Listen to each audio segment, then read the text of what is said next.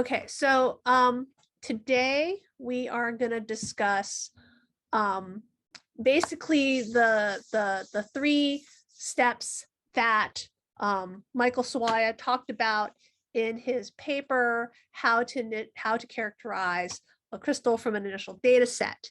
And you'll think, well, why, I don't need to do this because I'm just going to put it in Phaser, and Phaser will do everything for me, and I'll just have a solution at the end of it. And all the steps that I'm going to mention today get done by Phaser. And if everything goes perfectly, then you don't have to worry about it. Phaser will handle checking how many molecules you have, like make a rough estimate based on its estimate of what it thinks that your solvent content is, and it will check for pseudo-translation, and it will make corrections in the molecular replacement to handle that. But if it doesn't work and you get error messages, you won't know how to deal with that problem because you've not checked for it yourself. So for most of the pipelines that they have, these are all steps that happen before you actually handle molecular replacement. So they are steps that occur up here, like in this data reduction and analysis step. And the first thing before you start molecular replacement that you need to know is you really need to know how many molecules that you're going to search for in your asymmetric unit. So you need to know how many copies of your molecule, is it a monomer, a dimer, a trimer? And most of people do that by estimating their Matthews coefficient to get an idea of the solvent content and how many molecules you're going to look for. And in the CCP4I interface, it's right here under data analysis and reduction. We're going to click it to make it run. You tell it what data you want to use. I am going to use this one right here. And you then need to give an estimate of either a sequence file, so it can try to guess how much content you can calculate it. You need to give it a number of residues, or you have to give it a molecular weight. And I am going to use 500 residues for this. And then I'm going to run it. It's really fast. It's done right now. And when I do that, I get a whole bunch of Matthews coefficients for this one. So for a globular macromolecule, the usual estimate for Matthews is 50% solvent, which would say that there are 3 molecules in this asymmetric unit, most likely. And you can see that in the probability of the Matthews, it's ranked as 77%. So it's most likely 3 with 500 residues. But one of the things about this data is that when we come back to the data reduction in the aimless summary right here, I'm going to highlight. This thing has very, very high anisotropy. And this is the log file, if I can pull it up for everyone to see, where last week we talked about when you looked at the anisotropy limit. So this data is scaled to 2.9, but then when we look along the different axes, so here's the this is overall, but then along the 3 axes right here. So here's along A and C, this is along K, and this is along A and C like this. You can see that for 2 of them it's 2.9, but along the K axis, it's only 3.5 angstroms. So it's extremely anisotropic. And when you have really anisotropic data, then when you it usually has higher solvent content, has more long-range disorder than a well-organized globular protein. So it is entirely possible in this Matthews that the solvent content for this crystal is actually 67%, even though the Matthews would guess that that's only a 6% chance because this has very high anisotropy. So how can we figure out before we run molecular placement whether it has 2 molecules in the asymmetric unit or 3 molecules in the asymmetric unit? And the way that you do that is you calculate a self-rotation function to determine if you have any crystallographic symmetry. It helps remove this ambiguity. And under the task menu here, so the program that that I know of that you use to calculate a self-rotation function, actually, oops, it's still under data analysis, is MolRep. So it's right here, calculate a self-rotation function.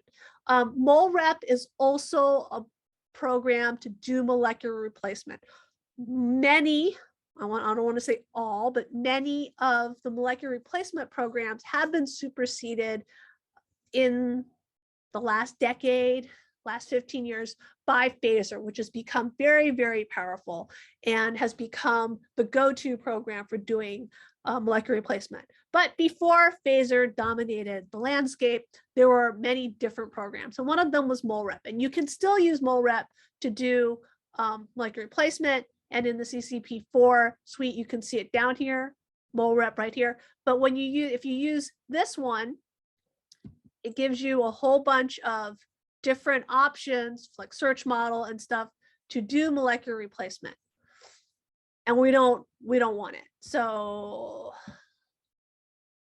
we are going to actually use their stripped down MolRep right here.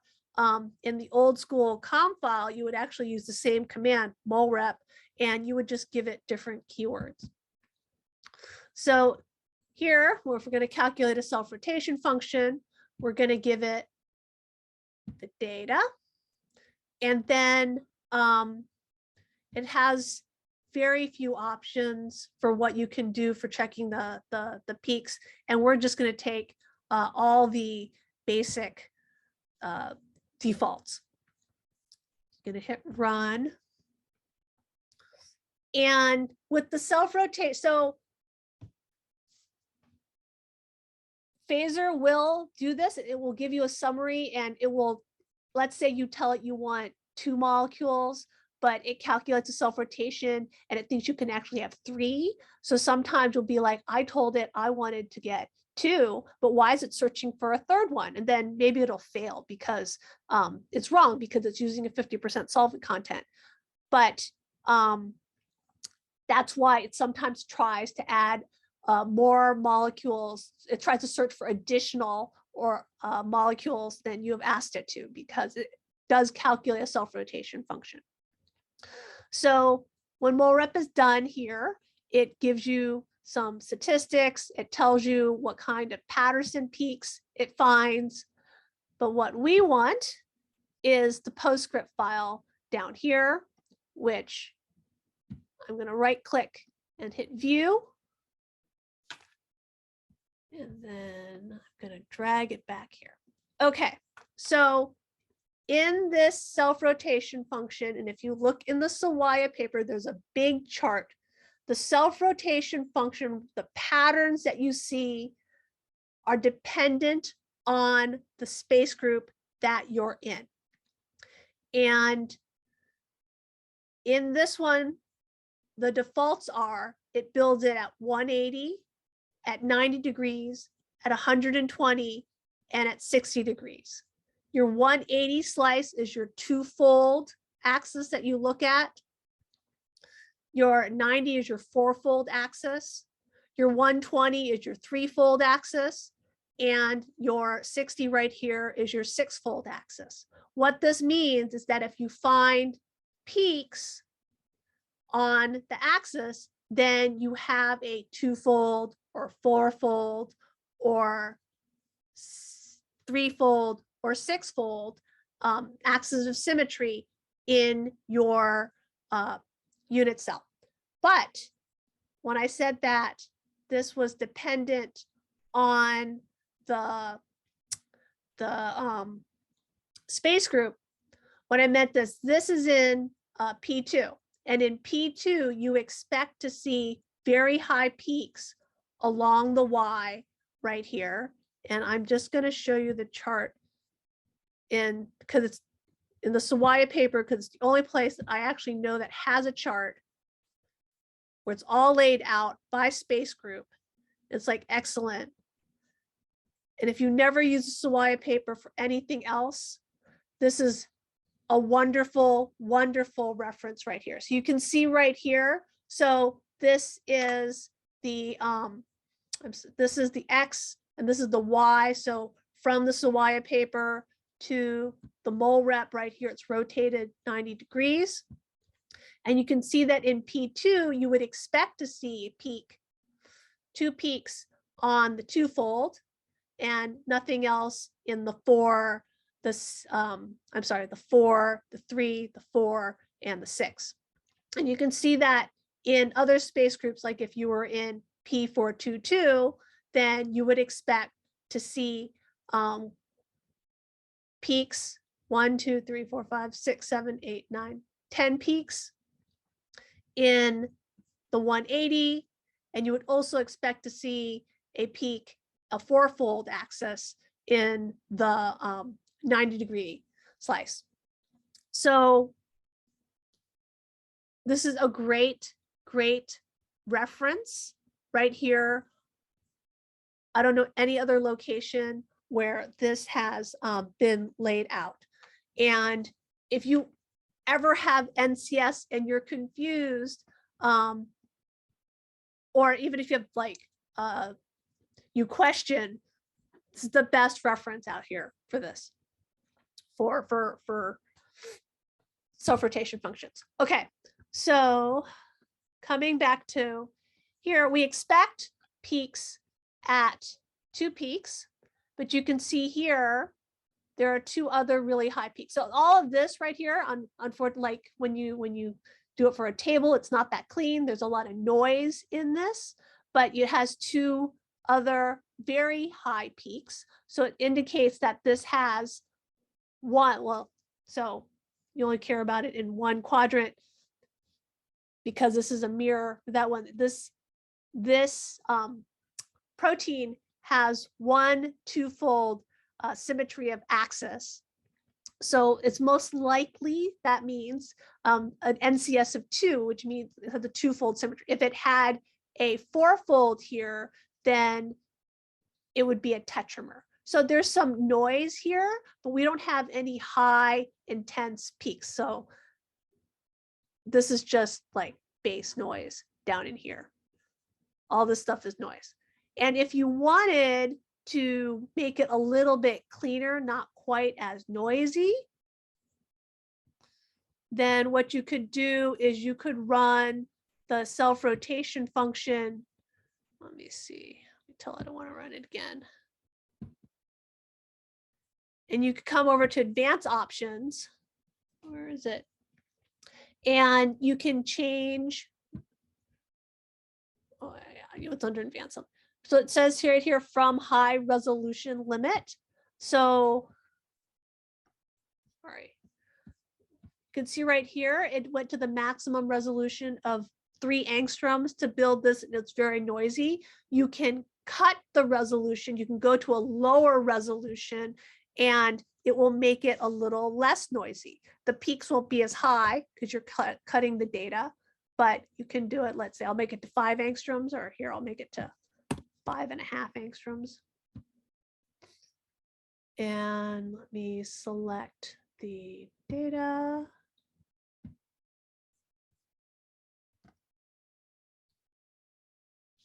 Running. Right click and view. And then we have the first one. Put them side by side.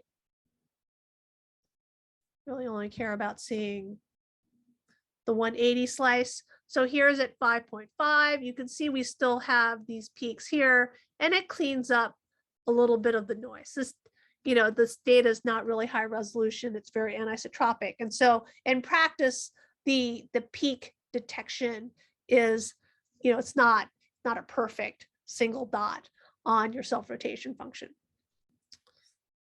But it builds the Patterson sections, and then you can look for the peaks. So there's a twofold, which means when we come back to the Matthews, it's more likely to be the 67% than the 51, even though the Matthews says that it's more likely to be 3 molecules in the asymmetric unit. So that's an important piece of information to determine before you proceed with molecular placement. And so in this case, what would happen is that when you go to Phaser, you would tell it that you want to look for 2 molecules of your model, or 2 copies of your model. And then if it found a third one, it's probably wrong. And you can find a third one, but this will help you determine if you allow Phaser to give you more than one solution, which might be the right solution. So the last thing that I want to cover with that is twinning. And this was really fast. Twinning is going to take a really long time. So if you use CCP4I and you ran your data through Ctruncate, it will have actually done the Ctruncate does twinning analysis right here, and it helpfully, or as I feel not so helpfully, basically gives you analysis for twinning from Ctruncate, and it gives you some charts to look at with very little explanation of what you're looking at. And I have always found this to be less than helpful. And in some cases, and I'm going to show you a case where there is twinning, I don't find it to actually do a very good job. So Truncate does test for twinning. In the summary here, in this one, it will say that it finds no evidence, also runs Phaser to test for it, and it finds no evidence of translational non-crystallographic symmetry. And if you have an easy protein, not a very hard case, you can accept its conclusions and move on. But I like, and I feel it is more powerful to use a program called XTRIAGE, which is part of the Phoenix suite of programs. And part of the reason that I like XTRIAGE more is because it explains the cute little graphs in better detail, such that if you are not an expert on twinning, it's easier to read the log files and understand what's going on.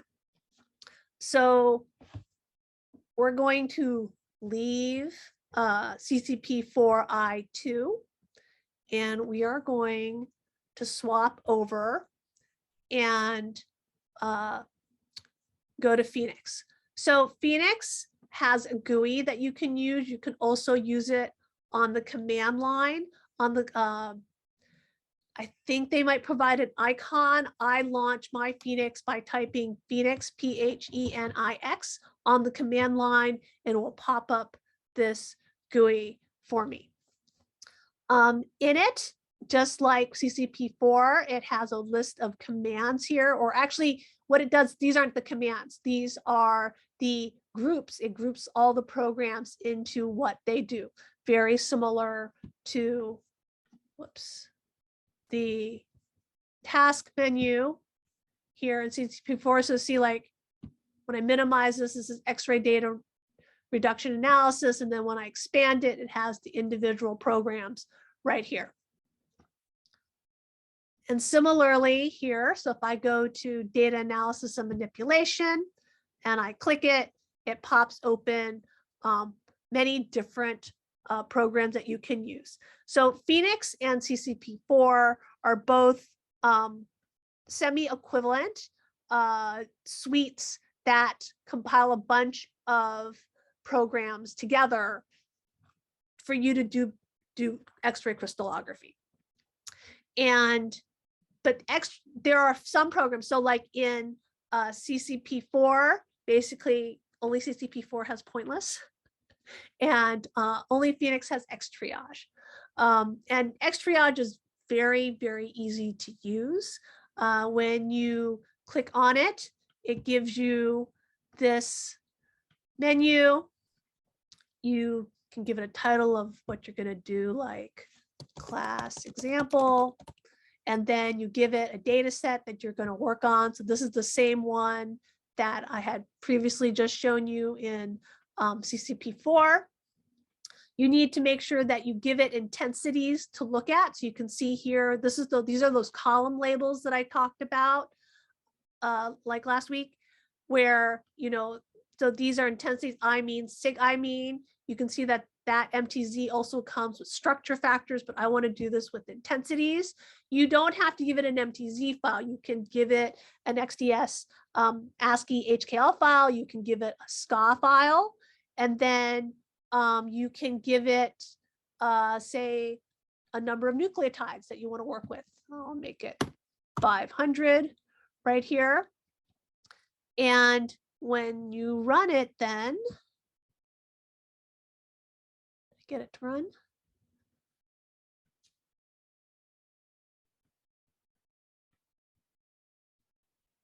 It makes a log, and then it makes cutesy graphics telling you what it thinks is going on. So it says, hey, your data is modeling as isotropic. It doesn't find any pseudo-translation. And you can click on this box right here where it gives you like each section of it. So the actual log file looks like, here, let's use this one, looks like this.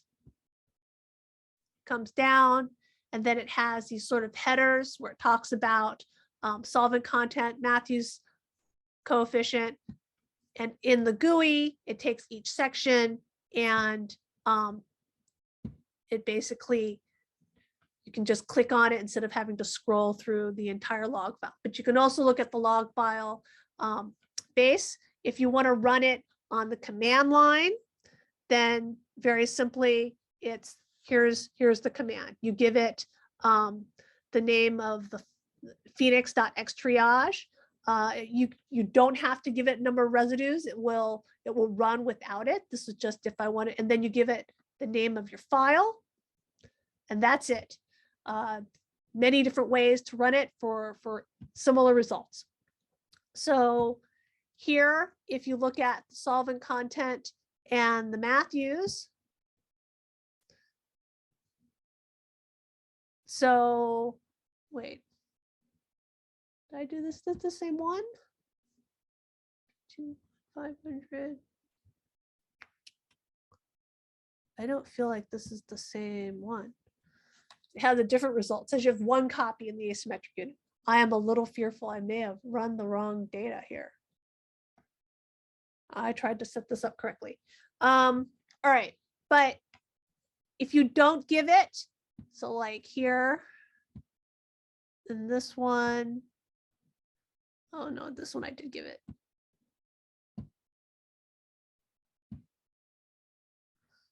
I'm trying to find one where I didn't give it solvent content, so you can see what it looks like when it doesn't have any solvent content. So number of residues unknown, assuming 50% solvent content. It guesses, hey, I think there might be 68 residues in the asymmetric unit. So do a guess, a best guess, if you don't have anything. Then I'm trying to think. So this one, it says, I think you have one copy for this, unless I did not run this correctly and we're actually looking at a different result. We'll just, it doesn't matter for what I want to show you with this. And then it goes through, so it does, again, twinning, and it does what I really enjoy is this explanations right here, where it says, okay, we're testing for twinning. right? Here are the tests. It gives you the numbers. These are the similar moment tests that you're seeing in, sorry,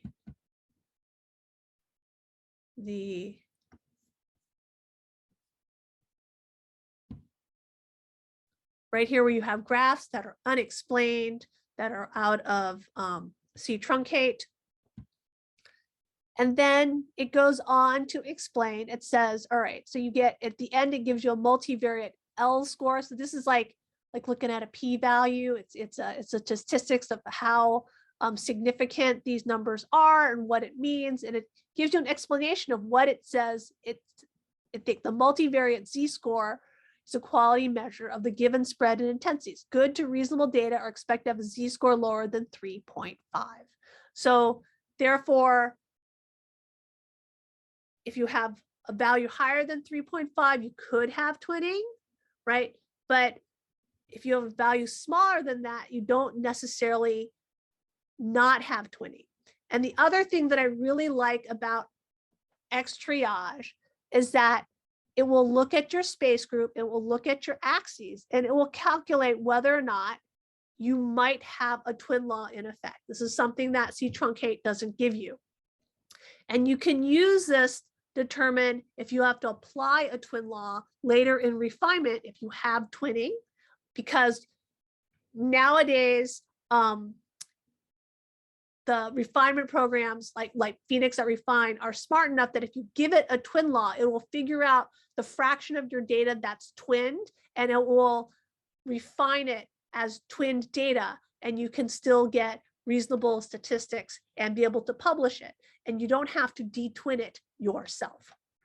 So that's what makes knowing your twin law, if there is one there, that if you need it, to be very important for later. So even though maybe you don't need it, right? You know, having run this, you now have this information that you might have to come back to at a later step.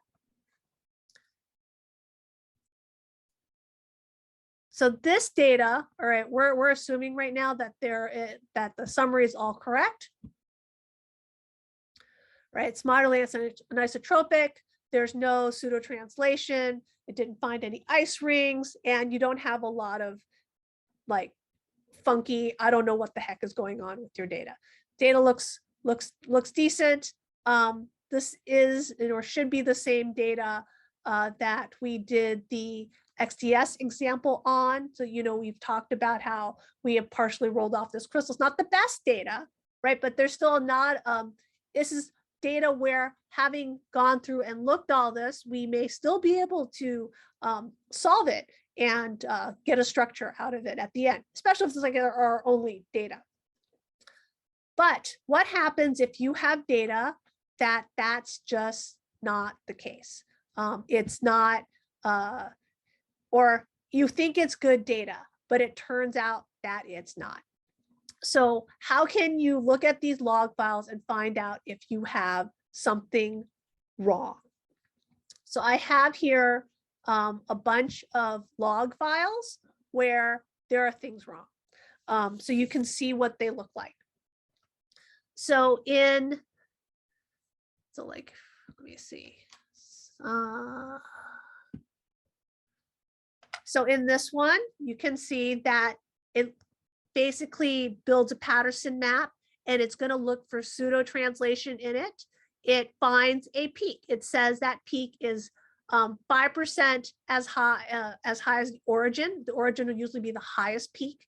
And then it assigns a p-value to that height to say how significant likely is that a real pseudo translation peak. And then it explains it in the explanation. So if it had found a peak that is equal to, so here's your peak height. If the p-value is smaller than 0.05, that might indicate weak translational pseudosymmetry or the self-vector from a large anomalous scatter.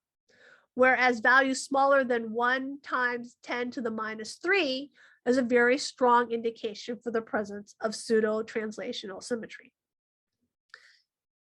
So in this one, this 9 times 10 to the minus 1 is much larger than 1 times 10 to the minus 3, but it is smaller. So maybe there's a little bit something going, but it's not significant. You don't have to worry about it in terms of going on to do structure solution.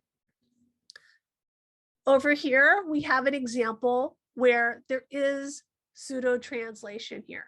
So finds the largest Patterson peak. The distance to the origin doesn't matter because that's just where it's located in the unit cell. The distance relative to the origin, height relative to the origin is 28% compared to this 5%. Over here, we don't have it. And the p-value here is 1.8 times 10 to the minus 3. So that is much smaller than 1 times 10 to the minus 3, which indicates that there is pseudo translation here. And as a rough, guess, I don't want to say guess, but estimate, usually if there is pseudo translation, the height works out to being above 20%. Not always, but roughly. So if you were looking at this in Rapid, where we give you the statistics on one of our analysis, you can just look at that and say, oh, do I have pseudo, we'll alert it like, hey, we think there's pseudo translation. Now, sometimes you'll have pseudo translation and it's because you have multiple lattices. So we run the analysis and we say, hey, we think we detect pseudo translation because you have these big, but it's because actually you have multiple lattices. It's not actual pseudo translation that is systemic, equally similarly systemic throughout the entire lattice. But if you do have pseudo translation, then it's possible that you are in the wrong unit cell or you're in the wrong space group. And in the old days, when you did this, when you were using ScalePack, you would have to go back and reintegrate all your data. And if you look at this, this is actually a very old data set. I think it's from like 2010 that I worked on, and it's from ScalePack. And I just wanted to show, now I of course can't find it.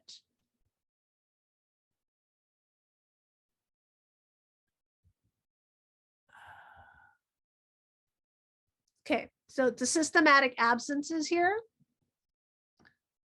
If you remember from last time when we talked about it,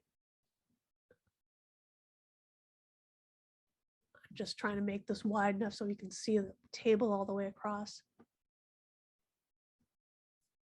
So in this data set's current was that it came in and was indexed and scaled into P212121, and it's looking for systematic absences, and they're all zeros. And the reason for that is because ScalePack went out and deleted all the absences. So when it went through XTRIAGE, which I did this morning, it didn't find anything because they'd all been deleted. So these analysis programs don't work as well when your scaling program has gone through and edited your reflections for you already.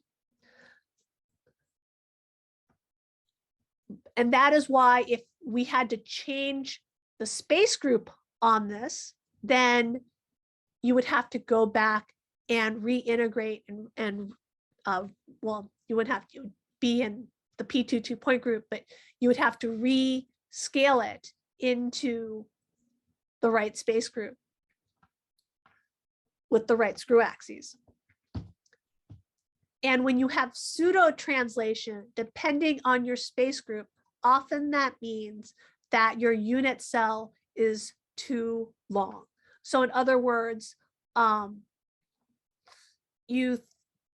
this one is on 0, 0.5, and maybe a third here, 0.3.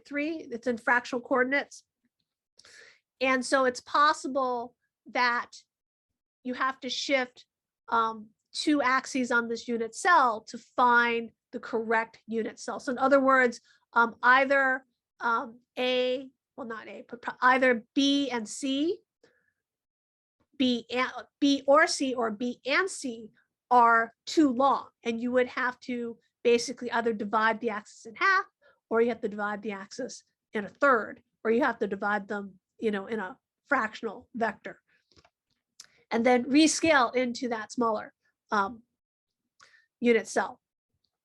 But if you have all your data there, you actually don't have to do that. You can make the programs redo that for you nowadays if your scaling hasn't actually deleted reflections. So the other thing is that, so the truth be told, because this is from 2010 and I've already solved it, it's not in P222 at all. This one turned out to be in P2, and the pseudo translation was along the B axis where it was slidey. And so we had to basically not only change the size of the unit cell, but we also had to move it into a completely different space group, like not in a completely different point group even. All right, so there's something where you have pseudo translation, and then you have to deal with it before you can go on and do molecular replacement. In the case here, it's possible that you could have, say, put it both in P222 and P2, and then given it to Phaser and said, hey, Phaser, try all possible space groups for me. Because if you have it in the wrong space group, and definitely if you have it in the wrong point group, then it's entirely possible that Phaser would be completely unable to find a solution. So that's why you want to do this analysis and know that you don't have any pseudo translation or twinning. Okay, for twinning, so this one, I want to go smaller. I'm going to come back to XTRIAGE here. So we have a very, very interesting case. So in XTRIAGE, if you give it a set of, to calculate, it also calculates the solvent content for you. And in this example, which is a project I've been working, collaborating with someone for about 3 years now, we've never been able to fully build it because there's something wrong. And we've spent a lot of time trying to figure it out. And I'm just going to go and show you all the analysis I've done on it to try to figure out what is going on. And I can't tell you if this is it or not, or if there's even more things wrong with this data. So I know that I have 24 nucleic acids in this. It's a DNA crystal. But you'll see that when I give that in there with this Matthews, it calculates it out as a solvent content of 0.06%. And hey, it says 100%. This is what it is. But you can't have a crystal with 0.06% solvent content. So this Matthews is completely bunk because you can't you can't put like what you can't have no solvent in your crystal. So if you look at the summary on this, it doesn't think there's any twinning, but there's a lot of outliers. There's something very strongly wrong with this data, slightly anisotropic. It doesn't find any pseudo translation. It doesn't find ice rings. So we're not, it's concerning, it's pretty complete. We don't know what's wrong with this data. And you can, of course, look at each of these things. So it looks at, your acentric and your centric reflections. Again, all this is done in truncate when it looks at your data to tell you, hey, is your data any good? But again, I really like here where it tells you, like, this is the Wilson analysis, where it tells you what do these Wilson numbers mean? And you can read it, and it's much, I really like how XTRIAGE explains what you're looking at.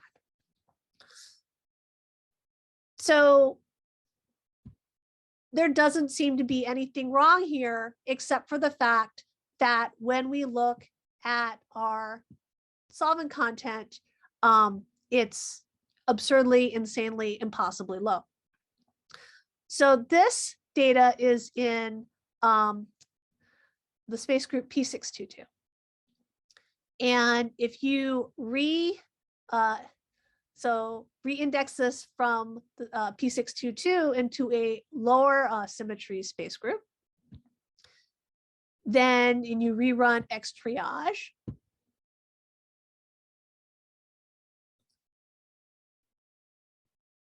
the exact same data, it's just in a different space group. Now it says, hey, there is a huge amount of twinning in this. There's a huge number of outliers.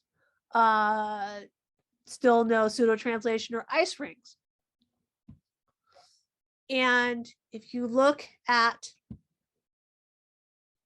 the twinning statistics here, if you're just looking at this, you know, I mean, it's hard to read this, like the I squares is as untwinned as 2. And usually the belief is that if you have something that is over the untwinned, then it's not twinned, because a perfect twin would be 1.5. It's going in the wrong direction. So all these numbers don't make any sense. But when you look at the z-score, it's 5, which means that it's higher than 3.5, which indicates that you probably have twinning, even though these intensity statistics are just all over the map and don't make any sense. And the other thing, like I said again, that it tells you is that this, it gives you a twin law and tells you that you have type M or merihedral twinning. If you had pseudo-merihedral twinning, possibly, then it would, I would say PM for pseudo-merihedral. And then it gives you the possibility with the different analyses, which it will explain. It does in the log file. So here's my twin laws. And so here's the H-twest, here's the Britton analysis, and it tells you what it observes and what it thinks that the data means. So what this tells us by looking at it, and this one, of course, the merihedral, I don't know, it fails this delta test because it's really, really upset with the data. So what this, I don't know. I need to show you one other section in this. I am looking for, it does a section. So all these programs go through and they not only do the parts that we really like, they do a lot of other analysis. So exploring higher symmetry right here. It'll go through, it'll double check the space group that you've put it in. And in this, so you have it checks the point group. This data is in P312. It says that you could also be in P622. So you have a twin law. If that twin law is in effect, then it would look like it should be in P622, right? But then it is actually P312. When we have it in the higher symmetry,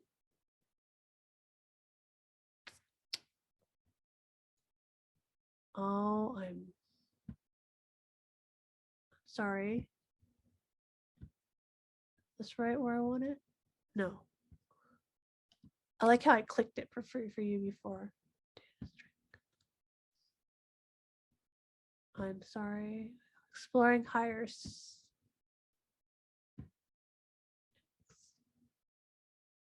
I don't know why it's not here. It is in the log file. You can look at it where it explores the symmetry. It's just not on this output list here. But in this log file, if you looked at it, it says everything's fine. And then when you put it into the lower symmetry space group, it'll find the twin law that's in effect, pointing to the higher symmetry space group. And this data is particularly messed up because even so what can happen, I should say can happen, is that they always give you a caveat for the twin laws.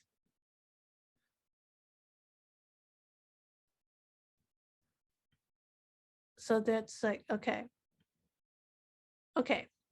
Please note that the possibility of twin laws only means that the lattice symmetry permits twinning. It does not mean that you actually have twinning. It just says it might happen. And then you still have to go through and analyze the twin law specific test to see if you actually have twinning. So in the higher one, there are no twin laws possible for the space group. It doesn't do the twinning. It just says there's no twinning. And it says the data looks fine, but of course you can't do molecular placement into it because there's not enough space in the asymmetric unit to put your protein. You go to lower symmetry space group, it finds the twin law, and then you get some real statistics, which in this one's case, turns out that there's still a whole bunch of twinning going on. So in some cases, when you move it to the lower symmetry space group, then when you do this analysis, the multivariate z-score will be below 3.5, and there is no twinning. It's all solved. So like hopefully this one,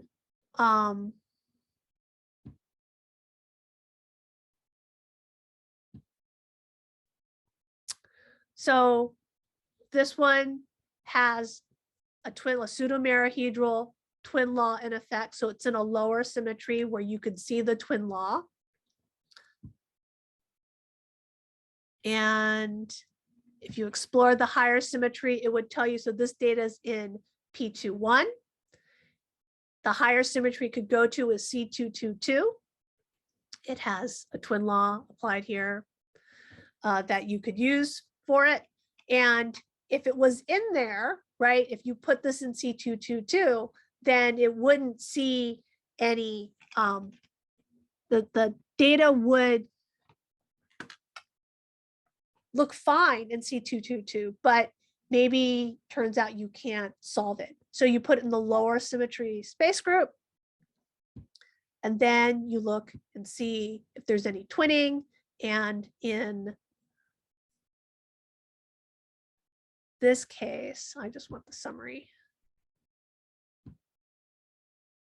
There isn't any.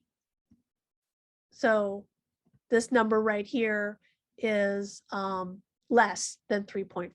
So in this case, even though there's a twin law in effect, there is no twinning in this lower symmetry space group.